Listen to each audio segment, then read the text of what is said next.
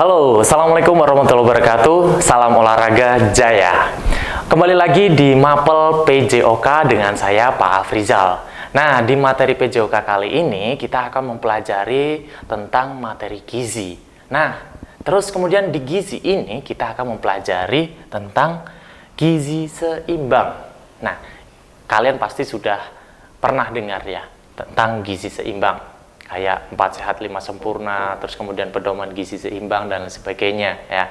Coba nanti bersama-sama dengan Pak Afrizal kita akan mengenal lebih dalam lagi tentang gizi seimbang.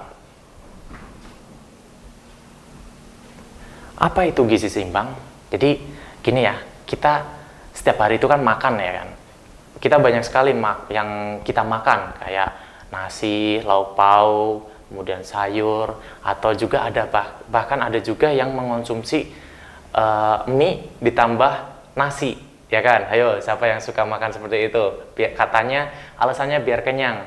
Nah, kira-kira itu sehat nggak? Itu gizi seimbang nggak? Nah, kalian bisa jawab ya tentunya ya. Terus kemudian nanti kalau yang belum bisa jawab, nanti setelah selesai materi kalian pasti bisa menjawab. Terus kemudian ada lagi nih, ada yang suka makan makanan tradisional kayak bakso, soto, mie ayam ya dan sebagainya. Ada juga yang suka makan makanan junk food kayak burger, spaghetti gitu, pizza ya dan sebagainya. Untuk minumannya kayak boba, terus kemudian Thai tea dan sebagainya. Nah, itu kayak makanan-makanan yang enak gitu ya. Nah, tapi kira-kira kalau kita keseringan makan makanan seperti itu, kira-kira sehat atau tidak? Kira-kira bisa memenuhi nutrisi yang seimbang buat tubuh kita tidak? Tentunya tidak ya kan? Ya. Jadi kita harus mengenal apa itu gizi seimbang supaya nutrisi yang kita butuhkan itu tercukupi. Kemudian ini dia pengertian gizi seimbang. Gizi seimbang adalah keseimbangan antara zat-zat penting yang terkandung di dalam makanan maupun minuman yang kita konsumsi sehari-hari. Terus kemudian dan juga di dalam makanan tersebut mengandung zat-zat gizi dalam jenis dan jumlah yang sesuai dengan kebutuhan tubuh, serta juga memperhatikan prinsip keanekaragaman makanan, aktivitas fisik, kebersihan, dan berat badan yang ideal. Kok banyak banget syaratnya untuk mendapatkan gizi seimbang ya? Tentu, itu kan supaya tubuh kita sehat, ya kan? Sehat itu memang sedikit menyulitkan, tapi itu adalah investasi buat kita. Ya, jadi kita juga harus mengerti dan juga mengenal gizi seimbang.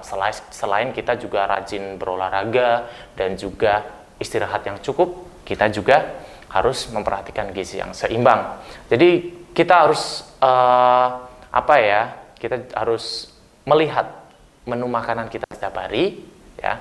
Kemudian kira-kira nutrisi yang kita butuhkan itu sudah ada dalam makanan kita atau belum, dengan mempertimbangkan ini tadi, keanekaragaman makanan, aktivitas fisik kita sehari-hari, kebersihan dan berat badan yang ideal. Seperti itu. Oke, kita bahas lebih lanjut. Nah, ada pertanyaan, Pak, saya merasa saya sudah makan tepat waktu, rutin, terus kemudian banyak, terus juga beraneka ragam, terus juga insya Allah bergizi. Nah, kira-kira itu sudah memenuhi gizi yang seimbang belum?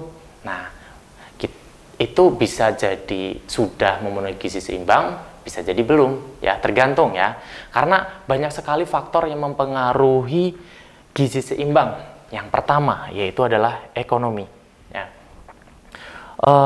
Ekonomi setiap orang itu kan berbeda-beda ya. Ada yang mampu untuk membeli makanan sehat, makanan bergizi yang mungkin harganya mahal gitu ya.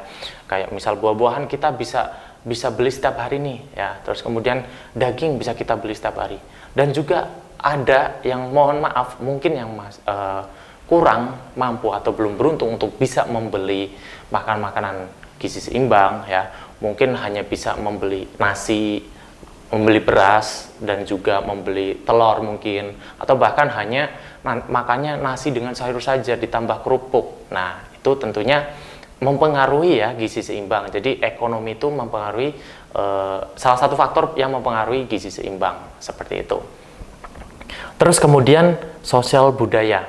Nah, sosial budaya maksudnya adalah setiap wilayah itu kan memiliki sosial budaya yang berbeda-beda. Gitu. Kayak misal di Jawa sukanya tuh suka makanan yang manis ya. Jawa dan Jogja makanan manis. Kemudian di daerah Jawa Barat suka makanan pedas, makanan asin. Padang juga iya suka makanan yang pedas, terus ditambah rempah-rempah gitu.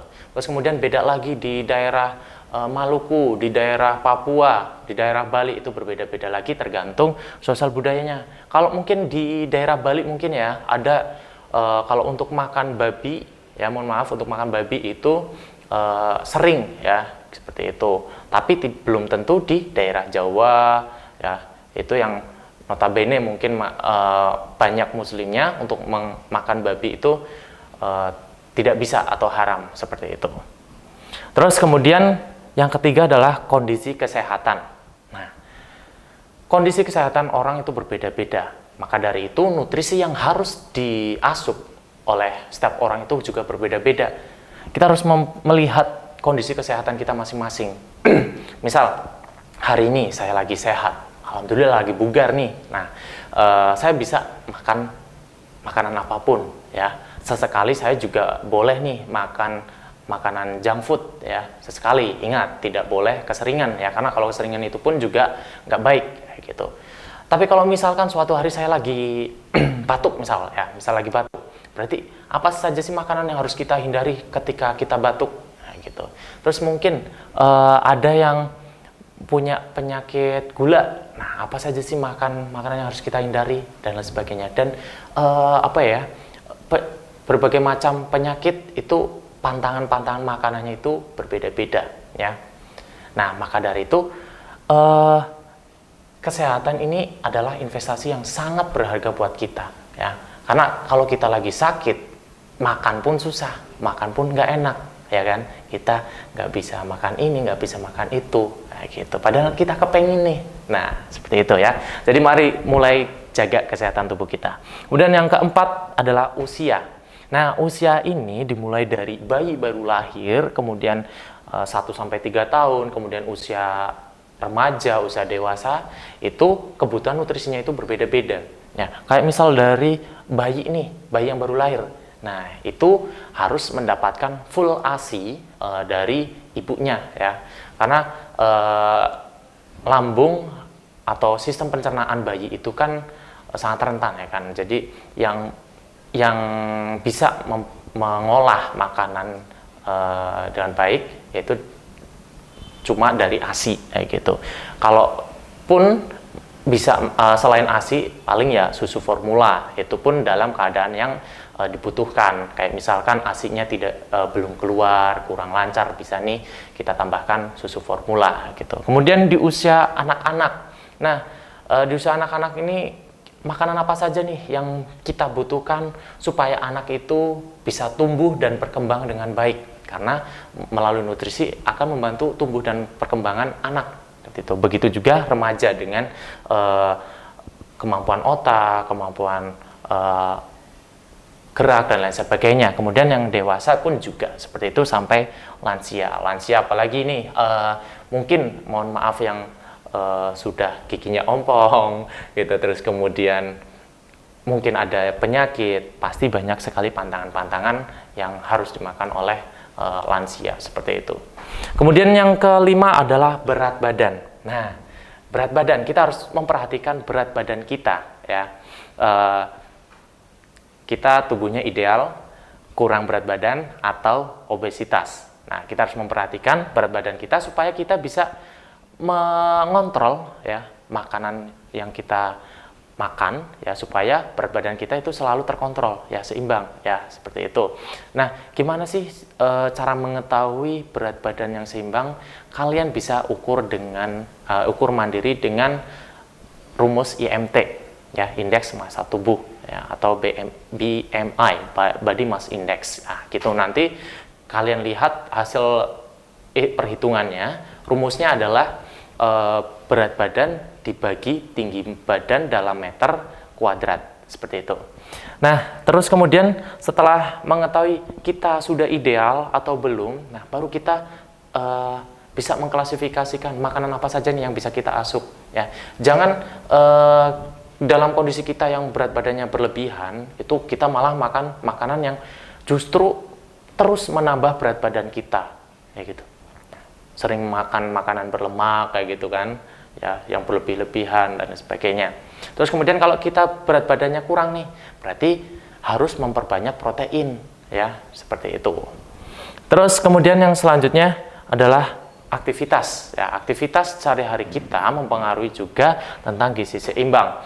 Ya, aktivitas orang-orang itu kan berbeda-beda. Saya sebagai guru olahraga, selain mengajar di lapangan, saya juga sehari-hari juga melakukan aktivitas olahraga. Terus kemudian ada juga yang mungkin kerjanya di kantoran duduk, ya, aktivitasnya kurang. Terus kemudian nanti pulang aktivitasnya juga kurang. Mungkin udah capek, kepengennya rebahan, kayak gitu kan, mainan HP gitu. Tapi ada juga yang pulang kerja nanti bisa melakukan olahraga kecil gitu. Terus kemudian membersihkan rumah dan lain sebagainya. Nah, melalui aktivitas ini, ya, itu kan membutuhkan energi. Nah, energinya itu terdapat dari mana? Ya, dari makanan yang kita asup sehari-hari. Nah, maka dari itu, semakin banyak aktivitas yang kita lakukan, tentunya semakin banyak energi yang kita butuhkan. Ya, sarapan, kita udah sarapan cukup. Ya, kemudian kita aktivitas sehari-hari. Makan siang juga udah cukup, terus kita aktivitas lagi. Nah, maka dari itu, makanannya itu juga harus bisa menggantikan energi-energi atau nutrisi-nutrisi yang sudah kita gunakan untuk melakukan aktivitas. Ada yang aktivitasnya kurang, ya, tentunya energinya masih banyak, nutrisi-nutrisinya masih terbanyak nih, persediaan makanan masih banyak di tubuh kita. Kalau tidak kita gunakan menjadi energi dan kita olah menjadi energi melalui aktivitas fisik, tentunya banyak nih nutrisi-nutrisi yang tertumpuk, ya, dan tidak kita gunakan, yang nantinya akan menyebabkan berbagai macam penyakit, kemudian obesitas dan lain sebagainya. Maka dari itu, melalui aktivitas kita harus mempertimbangkan asupan makanan yang kita asup juga. Kemudian yang ketujuh, dis or like. Nah, tentunya setiap orang itu kan seleranya beda-beda. Saya sukanya manis, dia sukanya pedas. Nah, gitu. Nah, kalau saya sukanya manis, ya, terus kemudian saya tidak suka yang mungkin agak sedikit asin, sedikit pedas gitu, atau mengurangi makanan manis. Nah, itu kita juga harus mengalahkan ego kita untuk makan makanan yang kita inginkan gitu. Saya pengennya manis terus lah, kayak makan roti mulu gitu, atau mungkin bolu, brownies gitu, terus jajan-jajan yang manis, terus minumannya Thai tea gitu, atau boba dan lain sebagainya. Nah, itu kita harus kontrol, ya, harus kontrol ego kita, ya, seperti itu. Terus juga makanan pedas berlebih juga nggak baik, makanan asin yang berlebih juga nggak baik, pahit yang berlebih juga nggak baik, asam yang berlebih juga nggak baik. Jadi kesimpulannya adalah kita harus mengontrol ego kita dalam memilih makanan yang kita inginkan. Kita boleh sesekali makan nih yang kita inginkan, tapi ingat, jangan berlebihan. Kemudian adalah ketersediaan pangan. Ketersediaan pangan ini yang dimaksud adalah ketersediaan pangan setempat.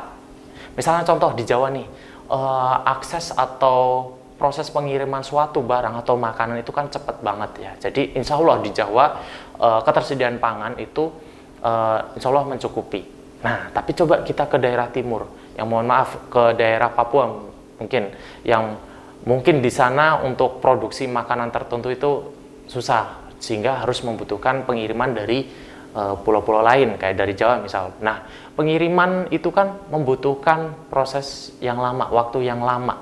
Nah, maka dari itu di daerah Papua dengan di daerah Jawa itu keseimbangan gizinya mungkin berbeda seperti itu. Terus kemudian kita lanjutkan ke triguna makanan gizi seimbang.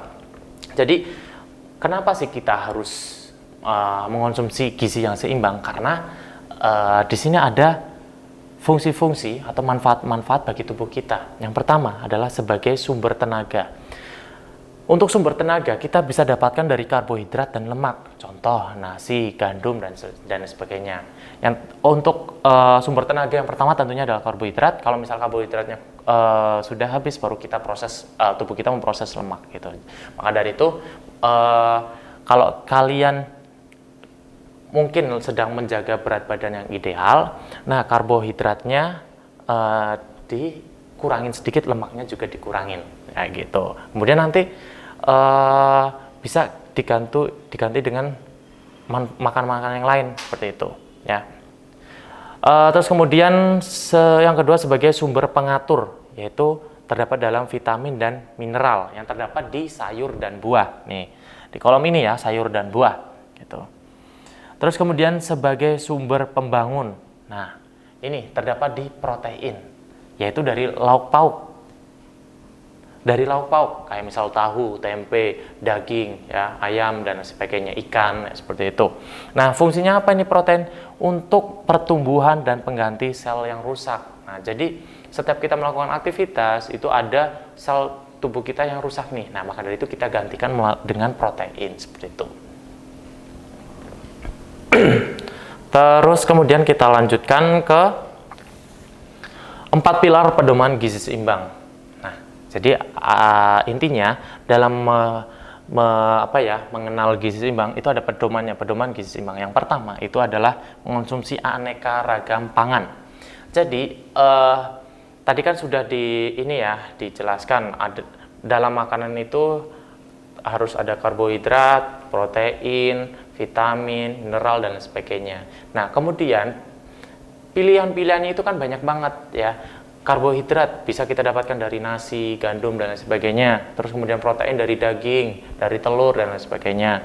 Terus kemudian sayur-sayuran juga banyak sekali macamnya. Jadi kita harus ganti-ganti nih menu makanan.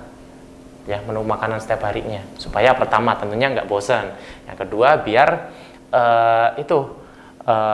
gizinya lebih seimbang lagi. Gitu. Kembali ke prinsip bahwa setiap makanan ya itu tidak ada setiap makanan yang mengandung semua nutrisi yang kita butuhkan. Maka dari itu harus mengonsumsi aneka ragam pangan.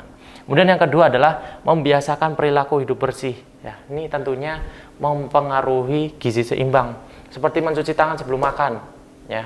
Terus kemudian menjaga kebersihan makanan dan sebagainya. Kemudian yang ketiga adalah memantau berat badan. Ini tadi sudah dijelaskan juga ya, memantau berat badan ya. Kita harus selalu rutin ngecek berat badan kita ya. Kalau misalkan sudah ideal ya, berarti kalau misal nanti kok tambah 5 kilo, oh berarti makanan apa saja nih yang harus kita kurangi gitu. Ternyata kok turun. Nah, makanan apa saja yang harus kita tambah, seperti itu. Tadi juga untuk mengetahui berat badan ideal juga sudah ya, yaitu melalui pengukuran IMT, indeks massa tubuh. Rumusnya adalah berat badan dibagi tinggi badan dalam meter kuadrat, seperti itu.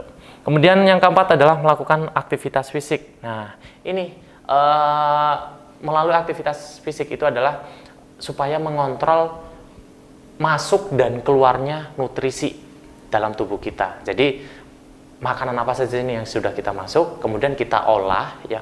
Kemudian dalam pengolahan tersebut itu menjadi sebuah energi yang kita butuhkan. Nah, kita keluarkan energi tersebut melalui aktivitas fisik seperti itu.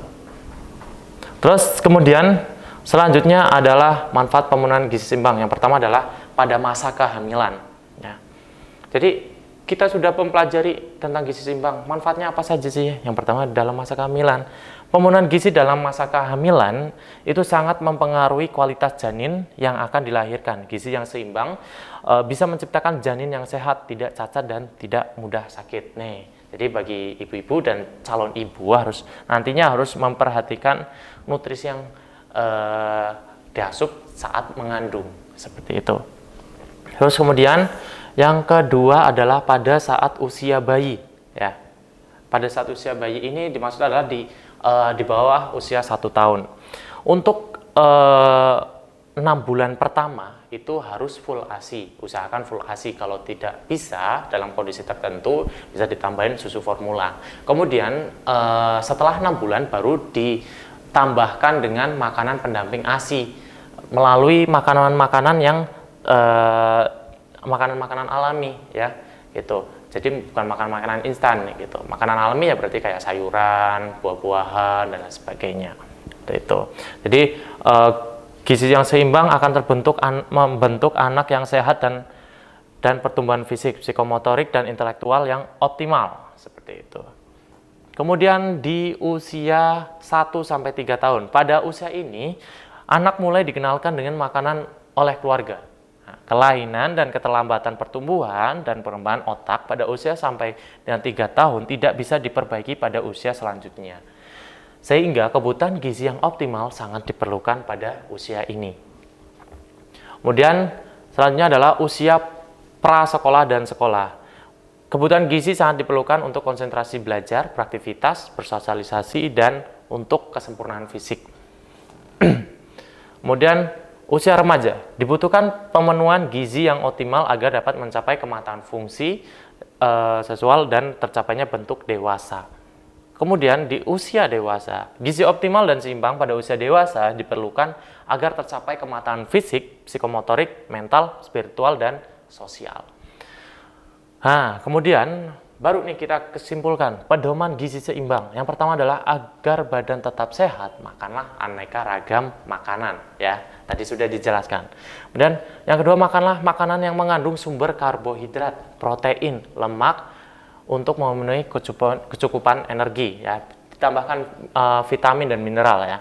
Kemudian makanlah 3-4 piring nasi sehari dengan lauk pauk, sayur dan buah-buahan atau bahan makanan penukarnya untuk memenuhi setengah dari kebutuhan energi. Nah, ya, jadi ini harus cukup, ya. Juga melihat aktivitas fisik kita sehari-hari. Yang keempat, batasi konsumsi lemak dan minyak secara berlebihan. Nah, tadi disampaikan kita butuh lemak tapi nggak berlebihan, seperti itu. Yang 5, gunakan garam beriodium dalam semua menu makanan sehari. Ini usahakan, ya, kalau bisa. Garam iodium bisa kita dapatkan di toko-toko. Kemudian yang keenam, makanlah sayuran hijau, kacang-kacangan, ikan karena mengandung zat besi agar badan tetap sehat dan bebas dari anemia. Kemudian 7, minumlah tablet tambah darah, sirup atau FE agar penyerapan besi dalam tubuh dapat maksimal. Kemudian 8, berikan ASI saja pada bayi sampai berumur 6 bulan agar bayi sehat dan kebal penyakit. 9, biasakan makan pagi agar badan tetap sehat dan bugar. Nah, jadi apa nih yang masih sering skip sarapan? Jadi mulai sekarang coba, ya, kita harus rutin sarapan seperti itu. Kemudian minumlah air matang sekurang-kurangnya 8 gelas sehari. Yang ke-11, lakukanlah olahraga secara teratur agar dapat mencegah kegemukan dan menguatkan jantung. Yang ke-12, hindari minum minuman keras beralkohol agar tidak terkena penyakit berbahaya. Tidak hanya minuman alkohol, ya, kayak narkoba juga kita hindari, rokok